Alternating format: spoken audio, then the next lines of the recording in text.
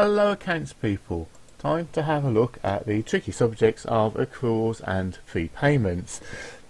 A little bit more notes, a little bit more descriptive first compared with most of my demonstrations. If you've already seen it before, it'll be about 6 minutes before we get to the number work. Obviously if you've had good input from your tutor, you might just want to have a quick look at the number work as well. So a bit of definitions first. So a prepayment then is where you've got an item of expense and you paid for it in advance. It could also be income, so somebody's prepaid you in advance for the service you're about to provide.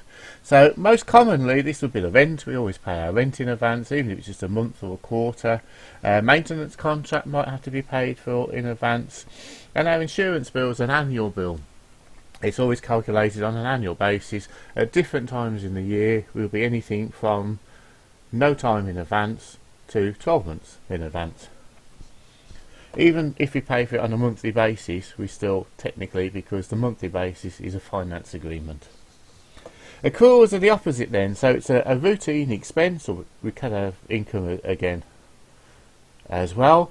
It's already happened, we've earned the bill, we've had the service, we just haven't got the transaction posted. Quite possibly the time period hasn't been completed. We get the bill on a quarterly, 6 monthly basis, and we're just not due for the bill yet. We wait for the bill, but we might need to put in an amount, even if it's an estimate, into our accounts. So these quite often are expenses that vary with use, and hence the need to calculate them, hence the delay. So things like our telephone bill, copier charges, electricity bill as well, so other utilities and maintenance charges, and bank interest.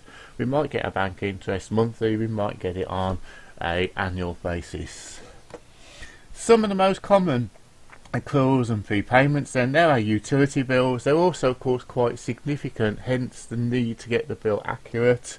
Things like our electricity, telephone, gas and water, we might be paying them by direct debit on a monthly basis, but we get the final proper bill on a 6 monthly or annual basis, and then we need to reconcile it, because sometimes the utility companies can be very greedy, ask for far too much. I've seen thousands and tens of £1,000s overcharged in advance. But we are in 2017 in the world of smart meters. That means you can take a reading and press a few buttons either on the service provider's website or an app and actually get the proper accurate bill.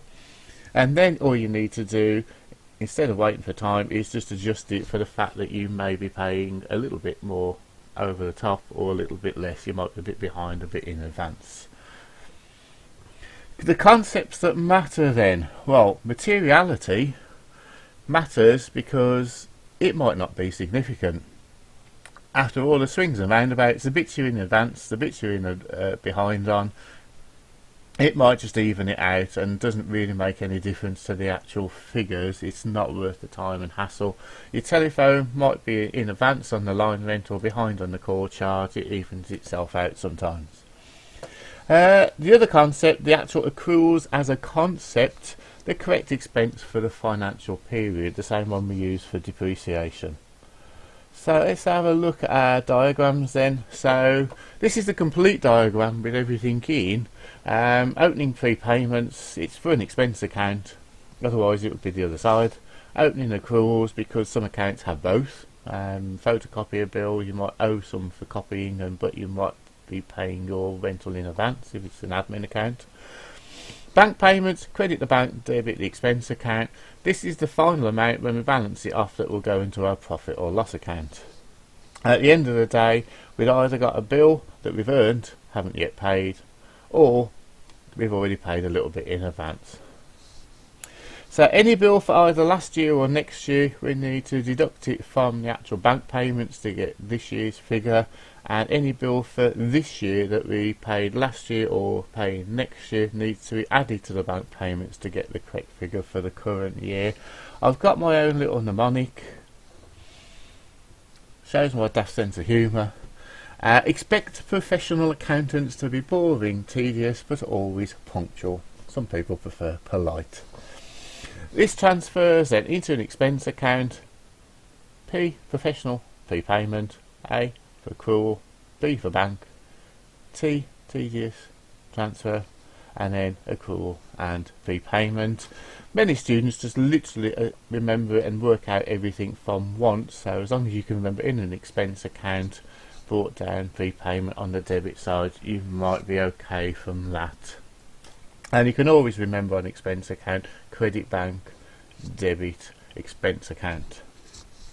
On with the number work then.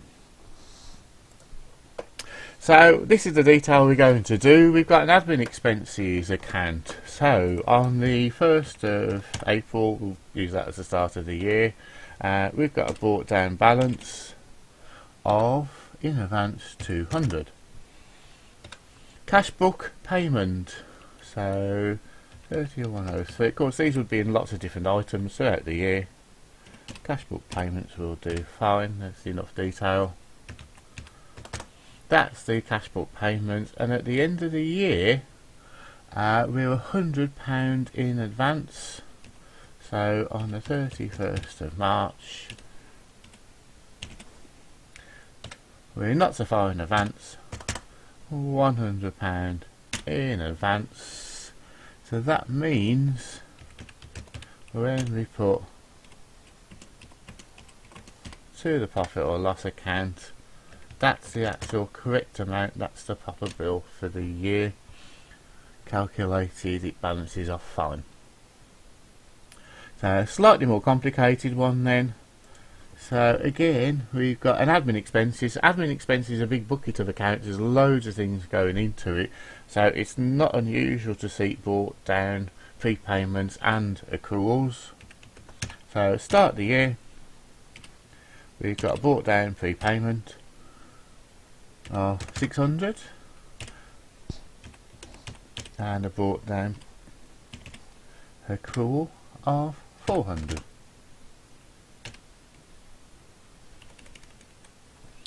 Then through the year, cash book payment or bank 2,400. Of course, monthly amounts or even lots of petty cash amounts with admin as well. And we will have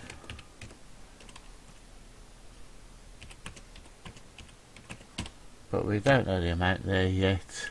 So at the end of the year, we've got a bill. Now this doesn't match up with the time span, so we don't know the actual amount. So let's work it out. The 31st of March, so photocopy a bill, £300 for a quarter, that's 3 months, £100 a month, make the maths easy. Ending the 30th of May, so that's on your fingers, May, April and March. March is okay, that's part of this year's bill. It's the April and May's that I've been paid in advance. So our prepayment here is 200 out of the 300. And now we can put the amount in, and that's the amount to go into our financial statements. So rental income then, so income accounts will go the opposite way round. Opening prepayments, somebody's paid us in advance,